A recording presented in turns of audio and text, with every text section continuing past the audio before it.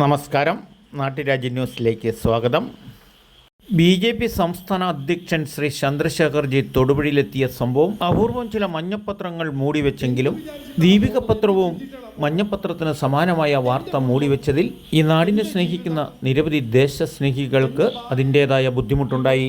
നാട്ടുരാജ്യ ന്യൂസിനെ സംബന്ധിച്ച് ഒരു പത്രം വായിച്ചില്ലെങ്കിലും ദീപിക പത്രം ഡെയിലി വായിക്കുന്ന ഒരു വ്യക്തിയാണ്. കാരണം അതിനകത്ത് ദേശീയ അന്തർദേശീയ തലത്തിൽ നിരവധി നല്ല വാർത്തകളുണ്ട്.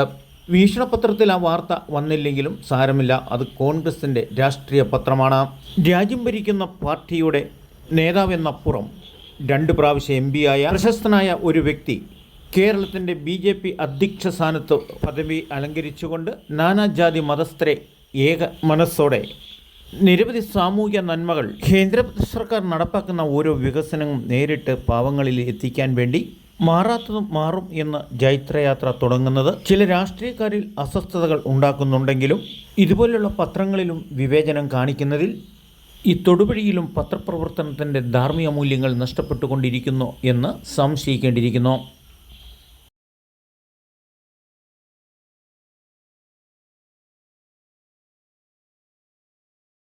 നാട്ടുരാജ്യ ന്യൂസിന് വേണ്ടി ക്യാമറയാൻ റിപ്പോർട്ടിംഗ് തൊടുപുഴയിൽ നിന്നും KK വിജയൻ.